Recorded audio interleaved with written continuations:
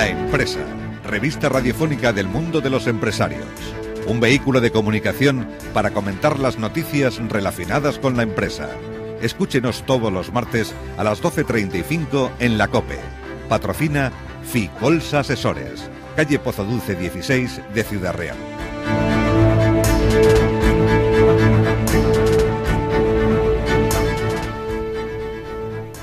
Pues comenzamos puntualmente nuestra cita con la revista radiofónica de los empresarios que hacemos cada martes aquí en la sintonía de COPE Ciudad Real y de COPE Puerto Llano.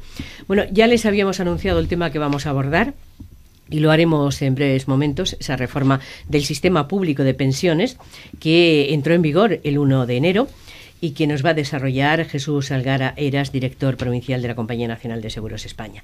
Pero antes tenemos a Hortensia González, que como siempre nos va a desarrollar las noticias que han surgido a lo largo de esta última semana como más destacadas en el ámbito de la economía de la empresa.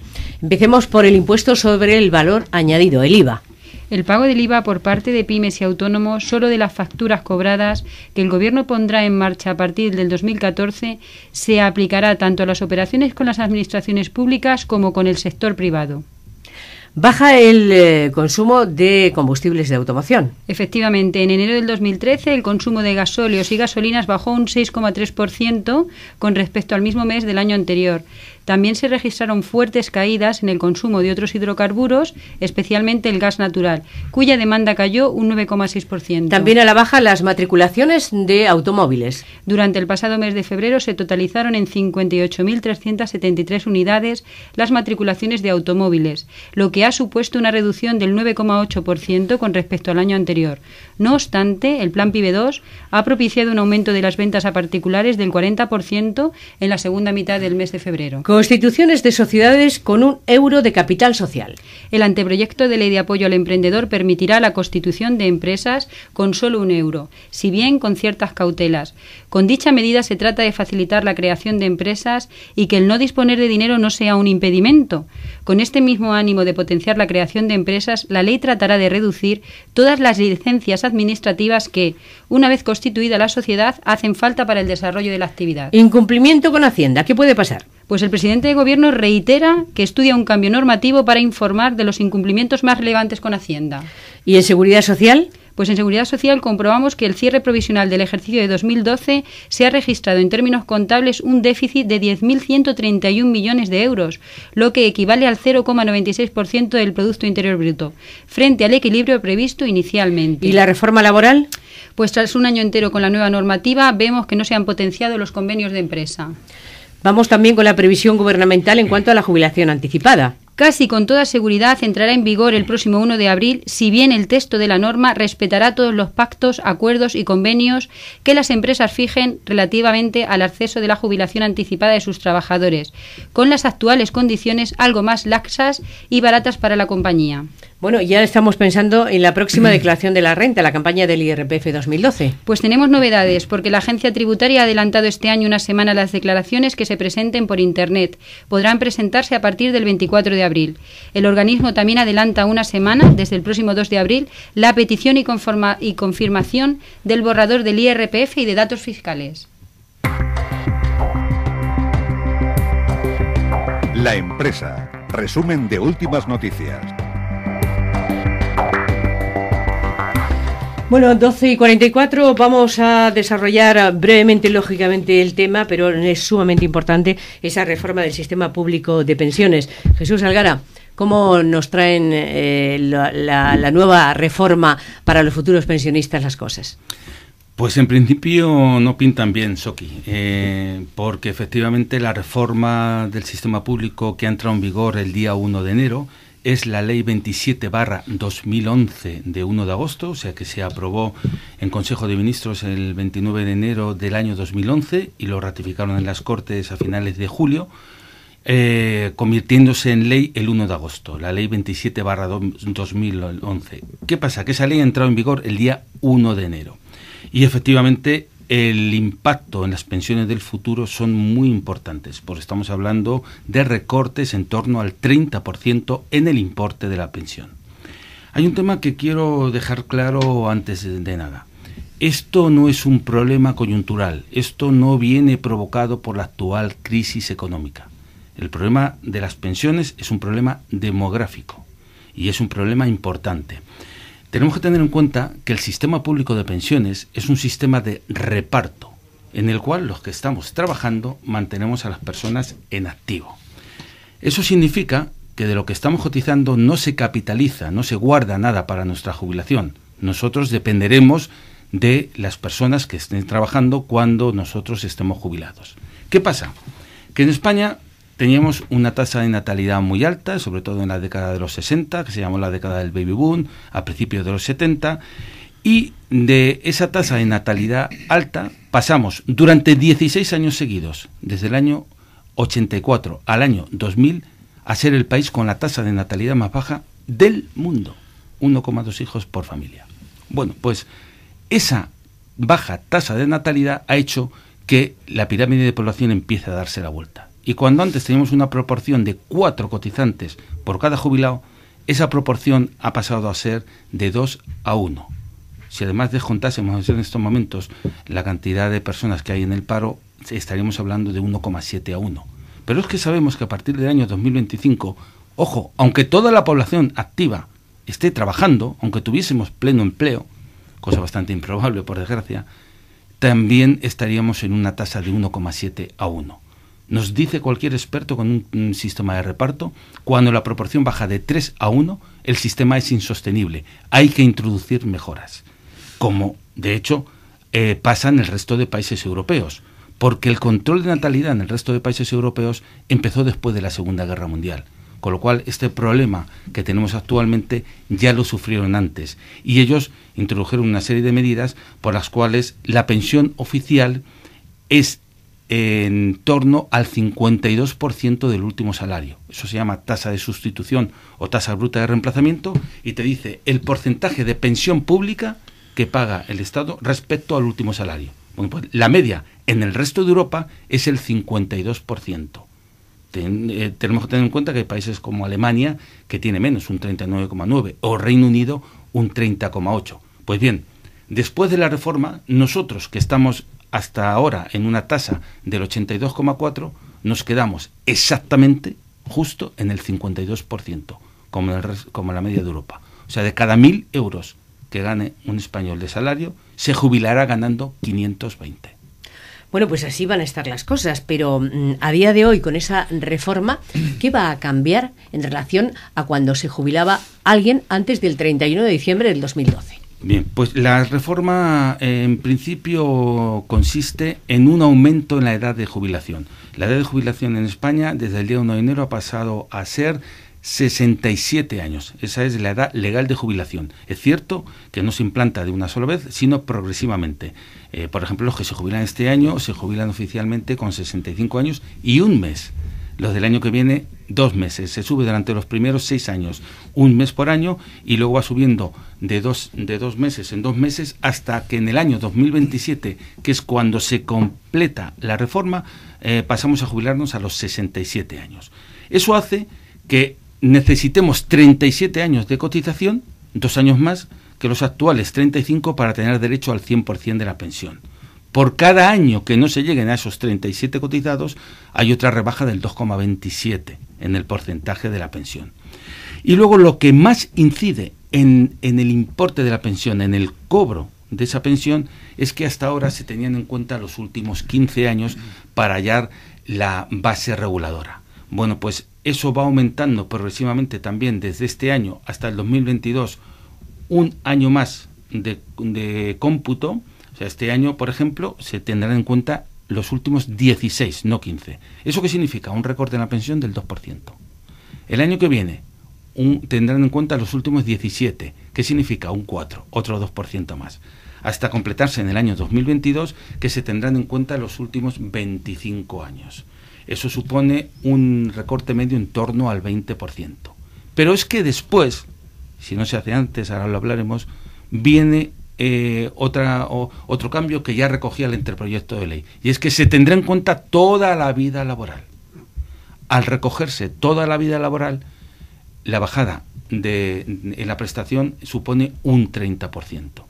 Eso es lo que más incide en el importe de las pensiones. Bueno, tenemos también con nosotros a Rosa, que se encarga de echar un vistazo, Rosa Alcázar, a las preguntas que hay en la sección de Facebook. Sí, esta semana en nuestro Facebook de FICOLS Asesores hemos seleccionado las siguientes cuestiones. La primera, ¿cómo afecta la reforma de las pensiones a los autónomos? Pues les afecta considerablemente, porque un autónomo puede elegir su base de cotización y entonces debe conocer muy bien cuál va a ser su prestación futura, cómo le afecta esta reforma en su base de cotización para poder elegirla convenientemente. Es un dato que a todo el mundo nos afecta. Lo que pasa es que en el régimen general pues está ligada al salario. El autónomo sí que es muy importante que conozca bien en qué consiste la reforma y sobre todo cómo le afecta a ellos. Ahí yo les aconsejo que se asesoren debidamente con sus respectivos asesores fiscales, porque es muy importante este tema. Otra pregunta que nos hacen es, si no tengo cotizados años suficientes para recibir la pensión, ¿puedo dejar de cotizar y tener un plan de pensiones privado? No, en estos momentos, en cuanto tienes una actividad laboral, tienes que seguir cotizando, tienes que estar cotizando.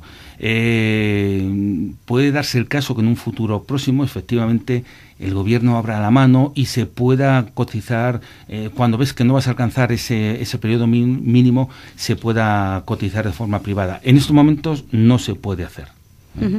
Y una última, ¿en qué consisten las penalizaciones de las prejubilaciones? Pues mira, el tema de las prejubilaciones es algo que se ha tomado muy en serio el gobierno actual, sobre todo porque estamos obligados por Europa a hacerlo. Tenemos que acercar la edad legal de jubilación a la edad real. Entonces se van a retrasar considerablemente. Efectivamente, hoy día son 61 años de forma no voluntaria, prejubilaciones, por ejemplo, cierre de empresa, y 63, antes eran 61, ahora son 63, el periodo, la edad mínima de prejubilación con 33 años cotizados, ojo. Y eso, de forma inmediata, va a subir a 65 años. Lo que están tratando es de acercar esa edad legal a la real. Bueno, desde Bruselas dice el comisario de Asuntos Económicos que hay que retrasar la edad para jubilarse, ¿no? Porque vivimos más años. Efectivamente, es un tema muy importante, Soki, porque efectivamente la esperanza de vida aumenta considerablemente, eso sí es positivo, pero eso hace que los estados no puedan seguir pagando tantos años pensiones. Se introdujo, en la ley actual ya lo recoge, un factor que se llama factor de sostenibilidad. ¿En qué consiste? Consiste en ligar, en vincular la nueva edad legal de jubilación a la nueva esperanza de vida, porque se esperan aumentos muy importantes en la esperanza de vida. Hace poco el primer ministro sueco decía que posiblemente en Suecia van a tener que jubilarse a los 75, porque se espera esperanza de vida de 100. Bueno, pues ese posiblemente sea un poco el futuro. ¿En qué consiste el factor de sostenibilidad? En que acota el periodo de pago. Se tiene en cuenta en torno a 20 años, de forma que conforme aumente la nueva esperanza de vida, aumenta la edad legal de jubilación. Es un tema muy importante y desde luego nos dará para hacer otros programas, porque habrá que ver qué tiene que hacer España para que se pueda mantener el actual sistema de pensiones. Pero eso nos dará para otro espacio, porque hoy vamos a cerrar nuestros últimos minutos, como hacemos siempre, presentándoles a un empresario que invitamos cada semana. En esta ocasión está en nuestro estudio Antonio Villajos, que es uno de los socios propietarios de la empresa Agro Villa Sierra de Villajos, que se conoce popularmente por todo el mundo en la localidad de Porzuna. Muy buenos días. Buenos días. Es una empresa que está vinculada al mundo de la alimentación. Correcto. Nosotros estamos en el entorno del Parque Nacional de Cabañeros. Cuando se inició la empresa Agro Villa Sierra hace ya 18 años, se pretendía obtener un valor añadido de los productos de la zona, bien el aceite y bien el queso. Principalmente los dos impuestos de actividades económicas más importantes que tiene la empresa es una almazara, que se obtiene aceite de oliva virgen extra, y una quesería, las dos con denominación de origen. Siempre respetuosos con el medio ambiente y respetuosos con la creación de puestos de trabajo. Agro Villa Sierra se constituyó una marca, tanto a nivel nacional como internacional, que es el apellido nuestro, Villajos, con la cual estamos en casi todo el mundo ya, dentro de lo pequeña que la empresa es. En el mundo del queso queríamos un producto muy característico. Hacemos un queso manchego con leche entera, con leche cruda. Entonces la precariedad de la leche cruda, la leche entera, lo sensible que es, nos hace el tener una producción muy pequeña. La producción esa, amparada por el Consejo Regulador, nos hace obtener un producto muy comercial. Un producto que no se parece en nada a lo que hay hoy en día en cualquier punto de venta. Luego también, en cuanto al aceite, la almazara se puso un sistema de extracción por 2 fases que no genera el pechín. Se utiliza el hueso de aceituna como biocombustible y todo lo que se produce es aceite virgen extra. Hay que tener en cuenta que dentro de la zona de Porzuna la variedad más importante es la cornicabra, que es la que químicamente más índice de polifenoles tiene, es la que más larga vida tiene, y que un virgen extra de cornicabra pues se salta, hay veces que salta en boca pues un poco el amargor, el picor incluso, y eso es síntoma de calidad en el producto. Cuando un aceite lo tomas en boca y no amarga nada, es porque no tiene la calidad de virgen extra, una calidad un poco más inferior. Quería dar más importancia a la sostenibilidad con el medio ambiente, tanto en la quesería, que el lactosuero, que es el subproducto que se obtiene al hacer el queso, no se desprecia ni se arroja a ningún tipo de efluente, sino que se utiliza para alimentación en porcino. Y bueno, pues un poco el gran reto que tenemos, cualquier empresa, es la comercialización. De hecho, exportamos asiduamente a Estados Unidos y actualmente tenemos ya un departamento de comercio exterior que hemos implantado en Alemania, en Berlín, un almacén para a su vez reexpedir a Centro Europa. ¿Cuántos trabajadores tiene ahora mismo la empresa? Actualmente 8. Cuando Agrovillaserra empezó, pues éramos 3. Estaban 3, yo estaba en la dirección, estábamos 3. Y actualmente estamos 8, en la producción y en la comercialización. ¿De qué forma la situación económica que atraviesa el país afecta a este sector de la alimentación? Que yo creo que es el menos tocado, aunque a lo mejor exagero en decir esto. Bien, pues en el mercado nacional sí que se nota que las ventas pues han bajado. Cuando un cliente nuestro nos hace un pedido, pues lógicamente es un poco más inferior que hace unos cuantos años. De todas formas, dentro de la calidad de los productos que tenemos, tampoco se ha notado tanto, porque se implantó unas normas de calidad, de trazabilidad, de sostenibilidad, de seguridad alimentaria, que nos alegra mucho haberlas puesto en marcha, porque tenemos un producto con la calidad muy importante. Los pedidos han bajado un pelín, pero no representativamente. Incluso hay épocas y veces, como por ejemplo ahora, pues bueno, que la mercancía y las existencias están bajas. ¿Cuántos puntos de venta tenéis en la provincia? En la provincia actualmente 3.